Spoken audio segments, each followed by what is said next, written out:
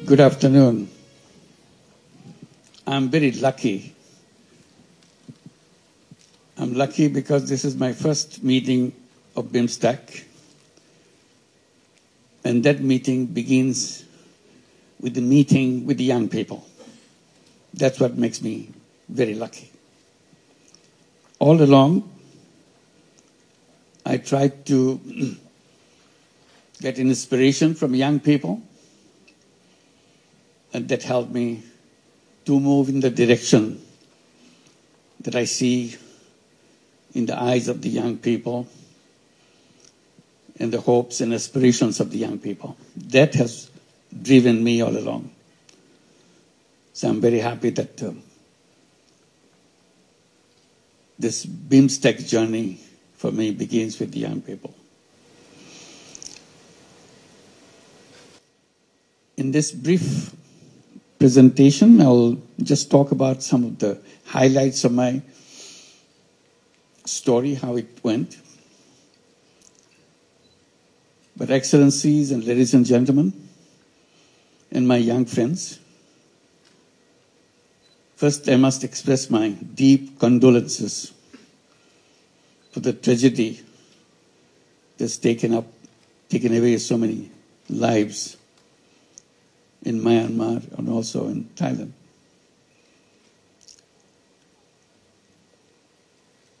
And this makes us aware of the limitation of our capacity to save people, and uncertainty, the way nature behaves, that we cannot track. We have a long way to go, how to make sure we understand the nature and get along with it, making sure we can save people from the uncertainties that confronts us. Bangladesh is also part of the area which is prone to earthquake. Luckily, we have not hit by such tragedy in Bangladesh yet.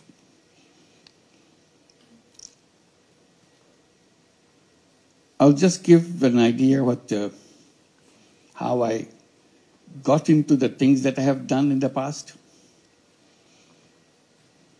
I was just mentioning to His Excellency Minister of Social Development that I used to teach in the USA, in Middle Tennessee State University, back in end of 60s and beginning of 70s. I was mentioning because I was surprised to see in my class, almost 1/3 of the class are Thai students. That's not what I expected when I began my teaching job. But I became very close to them. One reason was they are doing very bad in exams. Not because they're bad students. They're very good students. But they couldn't write in English. So I gave them a formula how we overcome that problem. That I'll say, you write in Thai. Don't have to worry about it. Don't have to write in English. I'm not your English teacher. I'm your economics teacher. So they will write in Thai, and I'll pick one of the Thai students to come to my place and explain to me, read it, and explain to me what the student is writing about. If I see that it's written in the right way, he gets the grade. So I became a good friend of all the Thai students, of course. So that link lingered for a long time. And I left USA just because Bangladesh became an independent country in 1971. I left in the June of 1972 to come back to Bangladesh. With all the excitement that you have a new country, you can design it with the dreams of your imagination, and you're all excited that you have independence, an independent country. So I was trying to see what I can do in that journey. But very soon, all the excitements of creating a new country started disappearing because Bangladesh was sinking very deep into economic troubles. By 1974, we had a terrible famine in the country.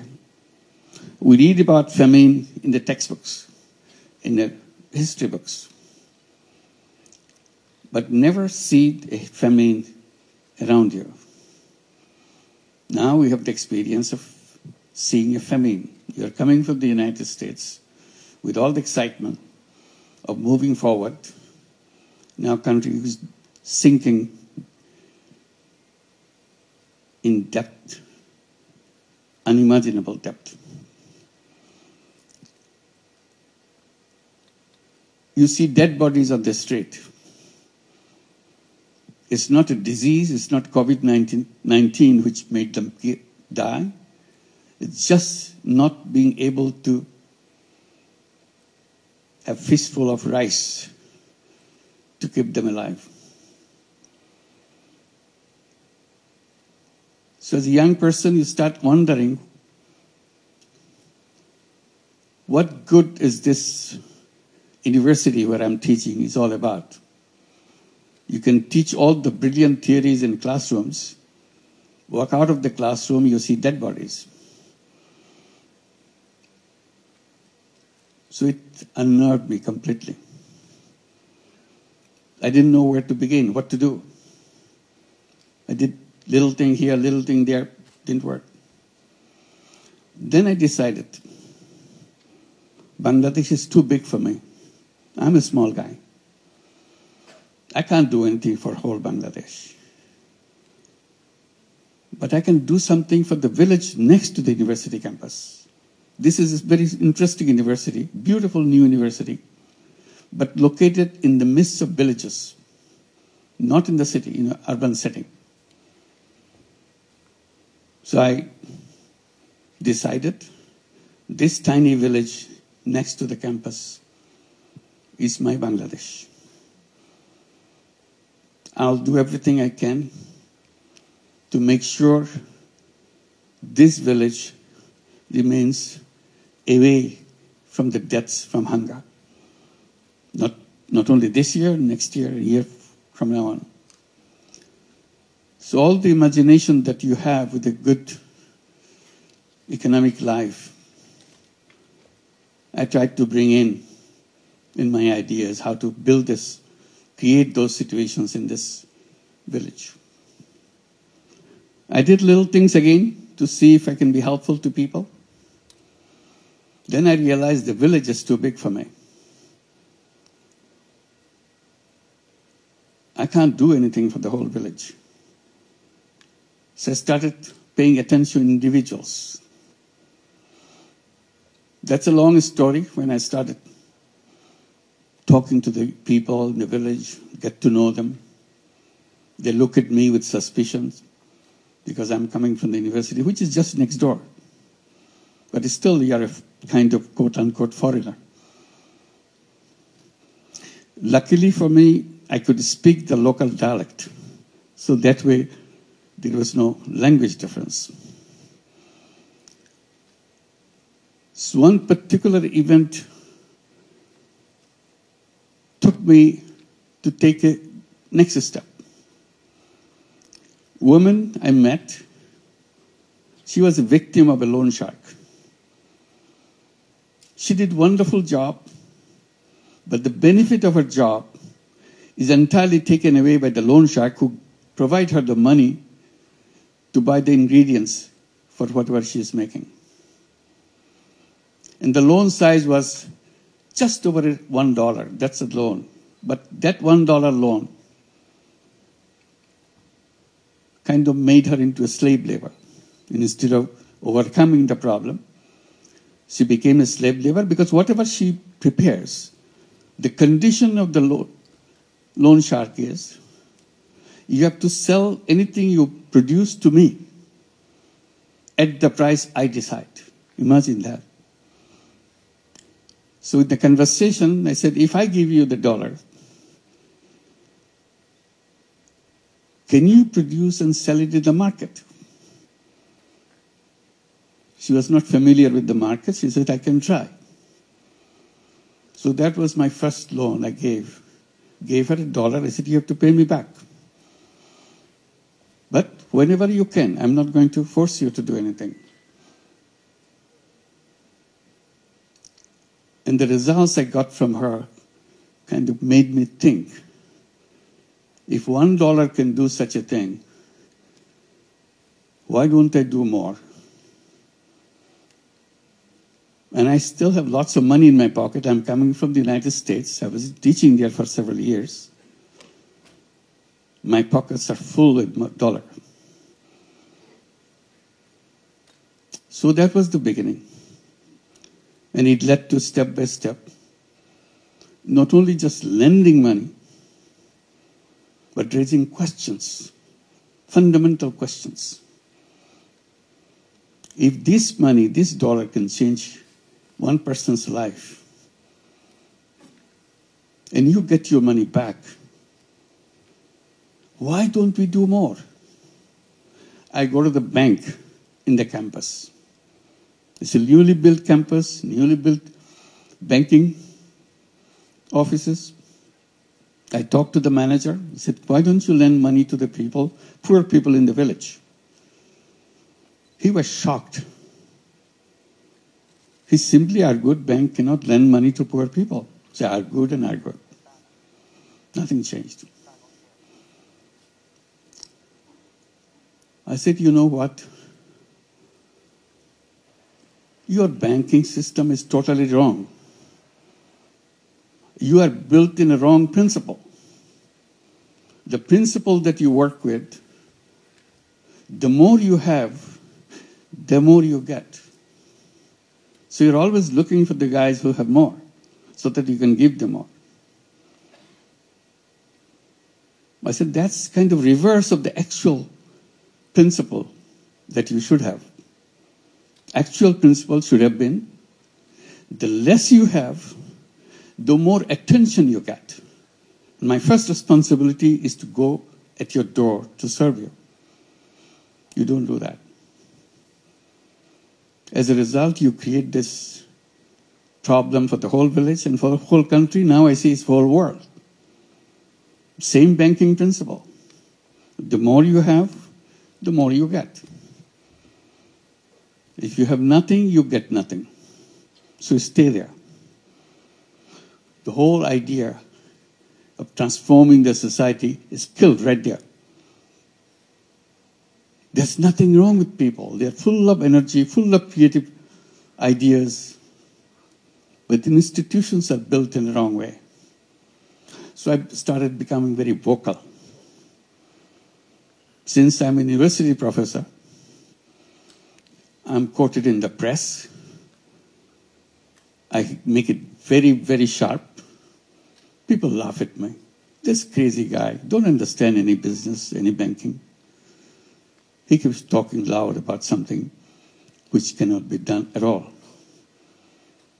Poor people need jobs, not money. I started answering that question. I said, money is more important than job.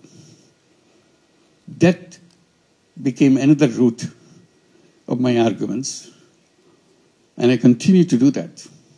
But for the time being, I'm saying, not only banks should be made in a way that it should be focusing, started doing business at the bottom first and then gradually move up.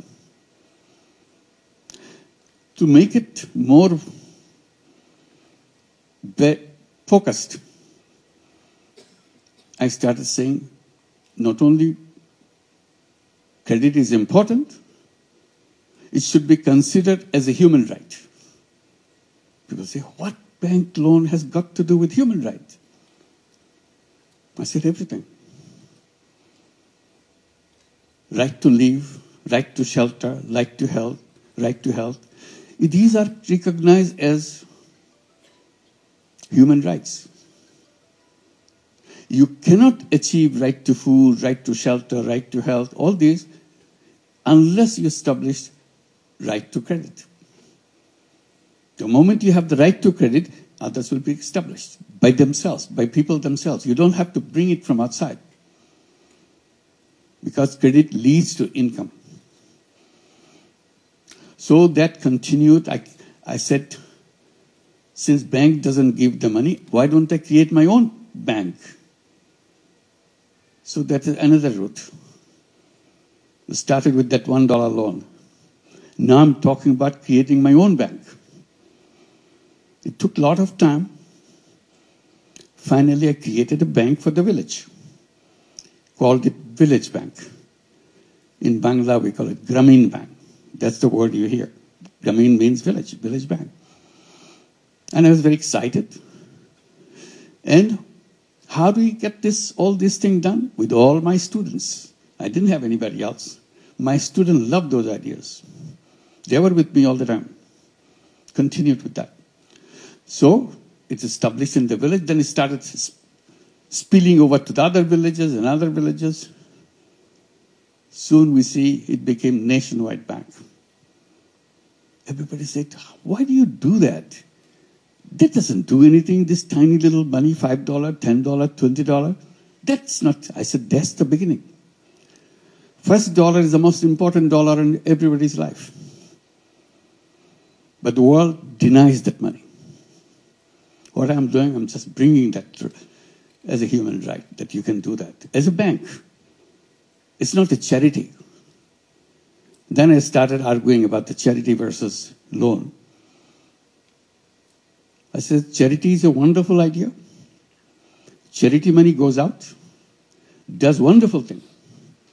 The money doesn't come back. So you have one time use your money. But if you invest and lend the money, and the person who took the money promises to pay you back with interest so that you can cover your cost, that's a fantastic opening. You can go thousands of miles with that. Nobody can stop you because money rolls back again and again. So use the same money over and over again. And I started saying, charity money has only one life. You can use the money once only. Money goes out, does a wonderful job, but never comes back. That's called charity. I say the same thing if I use it as a loan. I lend the money, I provided the funds, charge the cost of the operation, money comes back. Use it again. It does the same thing again. So you can expand and expand and expand. Reach out to millions and millions of people. It's very difficult to argue such things in the environment where banking means you have to be providing collateral. I said collateral is the wrong idea. It's a wall built to deny poor people access to bank. That's the only purpose. How dare you say that? I said, say it because I don't have collateral in my system. People take money, they pay me back. Oh, they will never pay back. I said, they have been paying back all my life. I have no problem. Oh, they will finally show you that you are not right because they will not pay you back. I said, I've been doing it for years. Many people are copying it. They are doing it for years. Just because you imagine something doesn't make it right. This is real. We do it all every day. So that's another road opened up. Banking without collateral. I said collateral is just an excuse to refuse people financial services from the banking system. If it can work without collateral, why do you need a collateral? Then people say, oh, Bangladesh is a crazy country, funny country. You can get away with this kind of thing and people listen to you. I said, no, not Bangladesh alone. Now it's spreading in many countries. Right now, it's a funny thing. It's working in the United States. 35 major cities in the United States have Grameen program called Grameen America. They have over 200,000 borrowers, all women, 100% women. In Bangladesh, it's about 95% women. In the United States, 100% women, not a single man in the whole system. Last year, we lent out over $1.5 billion in tiny loans. In tiny loans in the United States means under $1,000,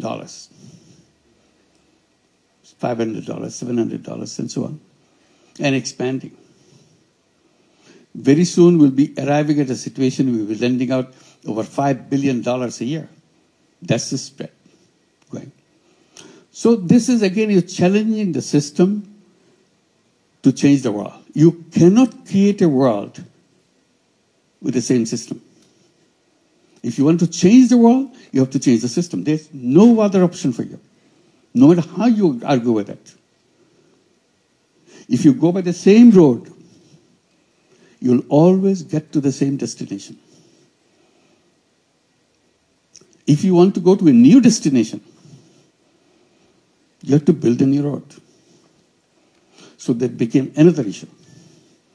We continued with that, and when we have this system working in Bangladesh, we saw problems with children, healthcare, education. So we started adding these things. First thing we did about toilets. Poor families don't have any toilet. We said, if you are a Grameen Bank borrower, first thing we do, you must have a toilet. And we lend you money to build the toilet.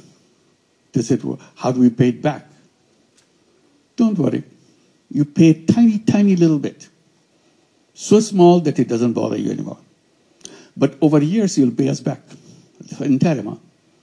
So we built a company to produce toilet and install in every single house, the Grameen Bank family house.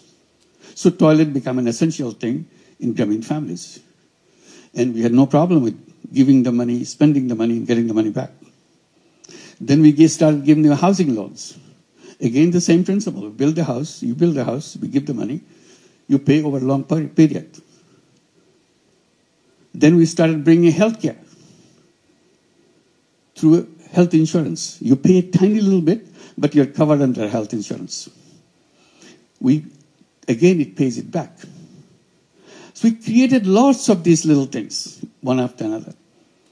And in a sustainable way, in a financially sustainable way. They said, you must be getting lots and lots of foreign money to do all these things. I said, I don't take any foreign money at all. Grameen Bank resists foreign money. Many big international organizations wanted to give lots of money. I said, no, we don't need money. We have plenty of money. We are in a business. We generate our own money within a bank. Banking system is a very interesting system. It generates its own money. People come and put the deposits in the bank and use the money to give it to the people. And we are the most reliable bank in the whole country. We work in all the villages. People from the area, they come and put the money because no other bank. So we have lots of money coming in. Our problem is not shortage of money. Our problem was a surplus of money. They put the money in, but we don't know how quickly to expand your business because your business is fixed. It has to be poor women. They have capacity to take money is limited. So it's a very reverse kind of experience. So this is one area. We created all these businesses. We created these programs, turned into businesses. Toilet business, so it became a commercial business. We produce toilet and sell it to borrowers. Healthcare became a separate business. Housing became a separate business. So along the way, we created many businesses. And people keep asking, how many businesses can you run? You must be making a lot of money. I said, yes, it brings the money back, but we don't want to make any profit out of it. Another debate began. Debate is, how can you run a business not to make money? Because in our textbook says, you must maximize profit. if you want to be a business. And you're saying you don't want to make profit for yourself. I said, that's the difference. I'm saying I don't want to make profit for myself. Business makes profit. Profits is rolled into the business to expand the business, to reach out to more people, provide more services. It's self-reliant businesses. That became a debate. That you cannot call a business. I said, I'm an economics teacher, so you don't have to define what a business is all about. It's a perfect business. Simply, I don't take the money off the business into my pocket. That's all. Then it turns not a business. You have to make money. That's the business. I said, no, that's not what it says. It says you have to make profit, not put it in your pocket. No, you have to put it in your pocket. So that debate went on. Big experts in economics started challenging the whole idea. I said, okay, it doesn't fit into your idea of business. This is a new idea of business. So I needed a name to define it as a new business. So I started calling it social consciousness-driven business. When I mention it several times, it looks too long for me. So I simplified it, called it social business. What is a social business? Social business is a business to solve problems rather than make money for yourself. Oh, then this is not a business. Business is not supposed to solve problems. Business is supposed to make money for yourself. I said, this is a new kind of business. Do you have a problem with that? If you have a problem, you don't go do it. I have no problem, I do it. So I created social businesses. And one after another, we created many, many social businesses, became nationwide businesses. Very interesting thing is, some international companies, global companies became interested in the concept of social business. They wanted to build social business, taking us as a partner. So we agreed. So we kept Danone, Uniqlo, and many other such companies. So another class of business created, social business. Said the world is stuck. And it cannot free itself from the old thinking. In old thinking, you are destroying this whole world for yourself. I said, old thinking has created old civilization, which you are going through. And I repeatedly underlined that old civilization that we are going through, the present civilization that we are going through, is a self-destructive civilization. It will destroy everything. And that's the path we are going. If you want to survive as human being on this planet, I said we have to create a new civilization, which will be, the features of new civilizations has to be very clear. First condition of the new civilization, the businesses should not be greed-driven. So greed part has to be squeezed out in the new civilization. Greed will destroy us. Why? Because whatever, all the things that we talk about, we promise as a government to see this is what we're doing. Our country is moving forward, our GDP is growing and all that. Growth rate is so high. So what? All the wealth this is generated gets concentrated in few hands. They become richer, richer and richer. And we call it development, we call it growth, we call it fantastic economy. But that's, you are planting the seed of your self-destruction. Unless wealth is shared, you cannot sustain a society. Concentration of wealth equals concentration of power. And you start concentrating power and deprive the power for the people on the ground, that society will collapse sooner or later. That's it. This is one reason why the civilization cannot sustain. On top of it, we are destroying the planet through environmental side. We created the world where consumption is the king. You buy, buy, buy, consume, consume, consume. and in the process, create waste and waste and waste. If not anything else, the whole waste that we generate every day will put us into grave of waste. I said we have to redesign our lifestyle. Lifestyle is not about continuous process of creating waste. Life is about preservation. Life is about protection. So I continued on that. Then finally I came out with one idea, put it in a kind of capsule format. Said we have to create a civilization of 3 zeros. 3 zeros. 0 net carbon emission, 0 wealth concentration, 0 unemployment. And unemployment not because everybody has a job. The way I interpret unemployment, I said, human beings are not born to work for anybody else. The economic system that we are taught, is again put onto a wrong footing. We are asking everybody to find a job. Our education system is built around finding, so that you can get a job as soon as you finish your school. You get a certificate, you get a job. I said, human beings are very different from job seeker. First of all, human beings are not slaves. Slavery is not part of our destination. Job turns you into a slave. You take orders from other people. You are born as an entrepreneur. So I bring the entrepreneurship at the center. Every child has to grow up as an entrepreneur. Our schooling, our education system change itself. You teach young people to become an entrepreneur, not to become a job seeker. So that is another clash between what we are promoting and what we are practicing in the outside world. I said, the young generation today is you forget about the previous generation. Today's generation is so different. I keep mentioning to the young generation that you are the most powerful generation in the human history. And you are taking this most powerful generation and put them into work for somebody else.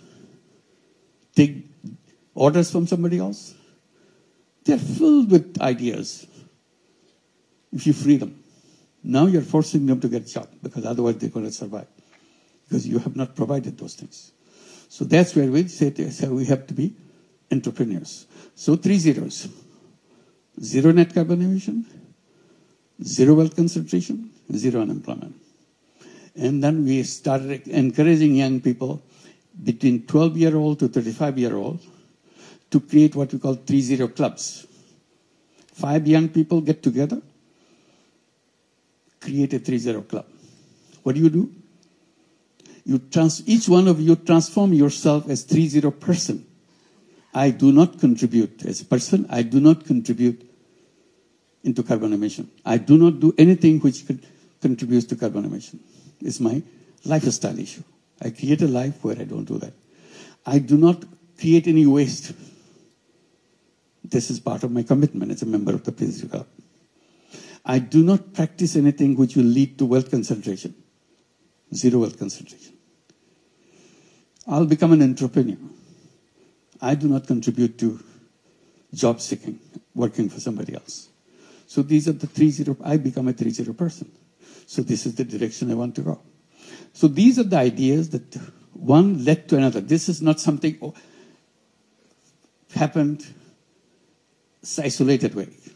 Each one linked to one. I mentioned to go back, concentrate in one village. I said, whatever you try to do, don't try to do overnight, change the world. You cannot do that. If you want to change the world, you start with your village. You start with your neighborhood. If you are successful with your neighborhood, then you have a chance to go to the next step and the next step. Life is about developing a prototype. If you build a prototype, the rest is easy. Replicate. Because you have basic structure here fixed up. That's how microcredit works. You built up the first unit. If the first unit works, you can make thousands and thousands of units doing the same thing. So don't start with a big thing. That's the wrong idea. Always start with the smallest thing possible. Figure out what the smallest thing is all about. And you do that. If you're successful with your smallest unit, you can conquer the world. The rest is easy, just by repetition. So this is where we are right now, and trying to see we can address the people's attention to change their views, because the whole problem is created by the way we structured the civilization for ourselves. Unless we redesign it, we are stuck and we are finished. So that's the world we see. We have the alternative. It's not that it's a kind of terrible thing. It's not a terrible thing. Simply become aware. It can be done in a different way, in a better way, in a sustainable way. That's the direction we want to go. And that's where young people get excited, because they have lots of creative ideas. Somehow we put a tab on it, put them under wrap, open it up, and young people dare to be themselves and get into a mission that we have to create a world so that the whole human community survives. Otherwise, we're in grave danger. So I'll stop here, and I guess I'm supposed to take some questions. I'll be very happy to do that. Thank you very much. Thank you. Thank you very much. His Excellency will gain not only valuable knowledge, but also meaningful inspiration to pursue business with purpose, to ourselves, to the countries, and to our region as well. And now it's time to open the floor for Q&A before the photo session. Okay, so anybody, any questions are welcome. Please raise your hand for the question. Yes, please. Thank you.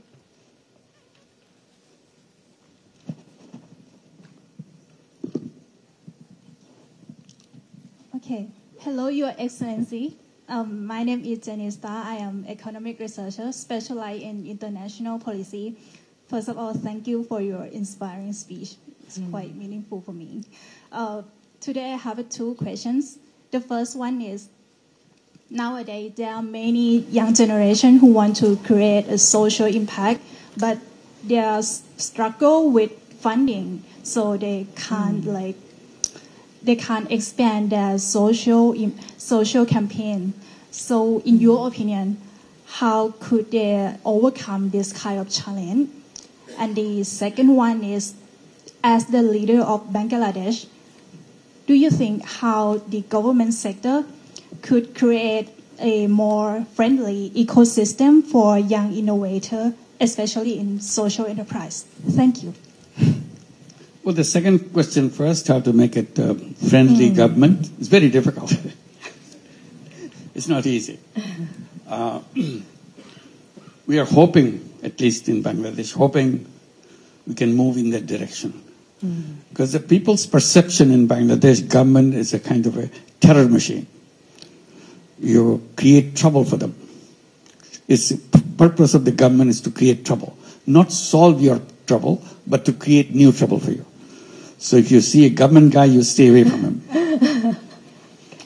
And that's completely counter to the whole idea of government. So it needs overhauling of great magnitude to make sure that you become... So when you see a government guy, you feel relieved that, okay, I have a government guy next to me. I'll be protected. It takes a lot of practicing, a lot of redesigning inside the government. Hopefully someday we'll be able to do that. On the question of finance, my entire story is about finance. And I'm saying that we are not waiting for money. See? We are not saying, give me some money. We have our stories after stories where we defended ourselves from billions of dollars of money coming to us. We said, please don't give us, don't destroy us. We are okay. So it has to be reversed. You should be generating your funds, creating things. And there I suggest the one idea, social business. CSR. Many companies have CSRs. We can go and describe to them. We're giving money, giving it away to help people. Why don't you invest in a social business fund? so that people can take this money, create social businesses, and return the money into your fund, and you contribute to fund each year, it becomes big. You are not doing anything extra. And instead of giving it away, you are keeping it, and it's growing. And we benefit from it. Because companies are supposed to give it away. That's a CSR money. Simply you are saying you can do it other way. You can say half the money you put in a social business fund, half you give it away. See which one works better for you. If you like this one better, gradually you'll pull all the money. And then you can, in addition, if you like it, in addition, you become a partner in a social business. Healthcare could be a fantastic social business. Everybody needs healthcare. And this is the most difficult thing to get in most of the countries. I said, why don't we create social businesses? During COVID-19, we have gone through a big fight, global fight, to make vaccine patent-free. Just patent-free. We're not saying give it free. Patent-free. Patent means you protect the right for yourself. You can charge any amount you want. It's a monopoly right. Take away monopoly. You sell the product at the price which you have to charge. Because it's a question of people's life. We had a global fight for this. Fighting taken to the WTO. Because that's where final voting takes place. It needs every nation's concurrence. When everybody says yes, then only then it could be removed. In the final count, when after a long battle around the world, final count, 10 countries stayed away, didn't vote. So patent stayed. As a result, COVID-19 vaccine went to rich countries in extremely high prices. Companies made billions of dollars, and they're gloating with happiness, giving big captions. So many billions of dollars earned by this, so many billions of dollars here. I said, that's a shame. You're making this money at the cost of people's lives. Many people, millions of people in the world didn't have access to vaccine because they will not allow this vaccine without patent right. If patent right was removed, many countries will produce this, and it will be available everywhere. So ever since we are campaigning pharmaceutical companies to become social business companies. Today you pay a penny for your medicine, in the production of that medicine, you charge to the consumer $1 for that. Nobody can stop that. It's a free market. So I said, only escape from that is to create social businesses. Where would the social business come from? From me and from you. If you agree, we do that. Nobody can stop us. It's a business. Only thing, we don't overprice it to make money for ourselves. Because social business doesn't have any room for making personal money out of the business. So that's it. So this is the way to go. It can be created. Money should not be a barrier. It's a kind of, again, creative way of thinking how to make it possible. Make contracts with the people. I delivered this, you give me this, I delivered this. That's it. Thank you. Thank you. Thank you very much. And please feel free to engage with Professor Younus. Thank you. Please. The lady in the middle, please also introduce yourself and your organization. ตรงกลางสุดขาวค่ะ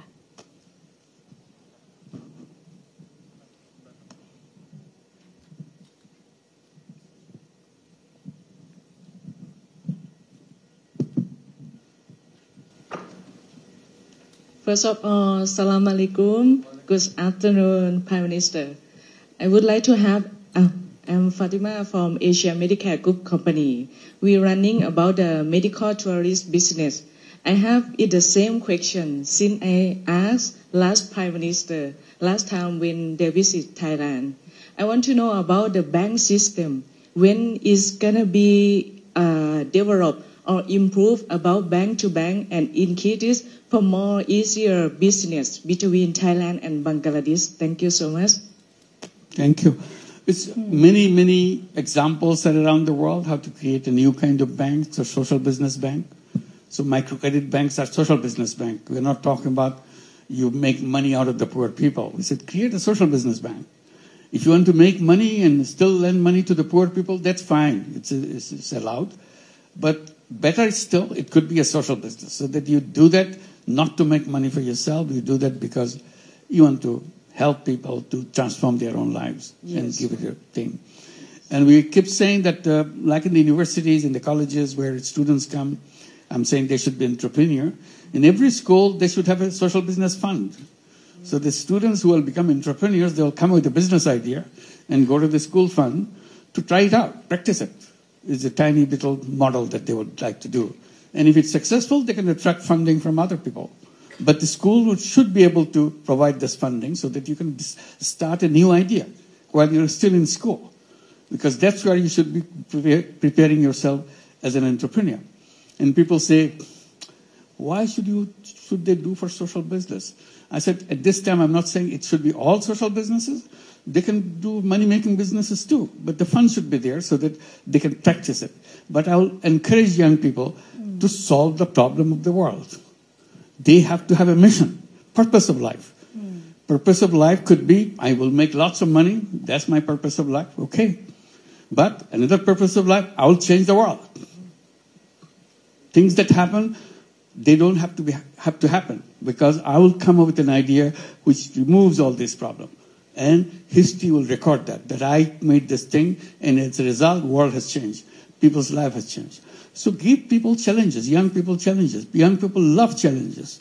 But you're not doing that. All you're saying, get ready so that you know how to appear in the interview board, how you dress yourself, how you answer questions so that you impress, so that you get a job. We are not job seekers. We are human beings. We are full of entrepreneurial capability, full of ideas. That's what the education system should be. Thank you. Thank you so very much. much. Thank you. Thank you. Yes, please. The lady in the front.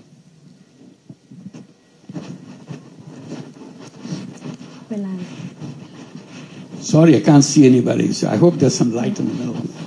Good afternoon, Your Excellency. I'm Aslesha Karki. I'm representing Nepal for today's program as well. I had a question for you. It was really interesting when you said the 3 zeros, but something that struck even more to me was the part where you said 0% unemployment. So, as a fellow young entrepreneur, I do think entrepreneurship is something we have to talk about more and get more people engaged. But at the same time, as an entrepreneur, I know I need a lot of help from fellow other members in the community as well. So could you elaborate a little more when you said we need to be more prone to entrepreneurship than employment? Thank you. One is you're, as a young person going through this education or whatever experience you're going through, you're always thinking, what is that I'm going to do? Oh, I like this, and I'll become a CEO of this company finally. I enter the bottom, and I'll do that. I'm a very talented person. So that is very attractive. Or I see this problem. People work very hard, but they don't get the return that they should get because of the system, the banking, because of the system, the legal system. They're pushed away from the mainstream. So I'll create something so that they will go very easily with a happy life. I'll come up with an idea which will transform their life. In fact, if I can transform one human being's life, my life is worth living. If I can do it for many, many, of course, that's what I'll feel happy that I have done something which touched people's lives. Otherwise, I can do things, I make money, have a big, exciting life for myself, but people have nothing to do with you. You never held anything to do with anybody. So you have to choose which one you're looking for. So one of the purpose of education is to find your purpose. See, in the entire education system, there's nothing called what is the purpose of your life. They will make you expert in everything, but never ask the basic question, why I'm here? What am I supposed to do? Do I have choices? How do we choose my path? I think that will be the first question in the education system. The day you enter grade 1, what is the purpose of my life? And I search for it as I go. And I battle with my colleagues. I tell my colleagues, this is what I do. My friends in the class say, no, I want to do this. Other friends say, no, I want to do this. And my ideas keep changing. Next class, I'm much mature. I know what I want to do. But still brighter ideas keep coming in the debates and so on. Because this is a fundamental question each class asks itself. And we record it. So the next year we read that, what we used to think about last year. Has anybody changed his mind? Yes, I've changed my mind. This is what I want to do. Record it. So as we go, how our minds develop. Ultimately, I have to find the purpose of my life. It's a very short period. It's not a long period. But within that short period, I have to reach the goal of my life. Making money cannot be a goal of life. But if you want, put it there. I want to make money. Go ahead. But you listen to others, what they want to do. I want to change the world. I don't like the way it happens this way. I don't like the way I don't like the war. I don't like this. I want to create a world like this. That's what it will happen.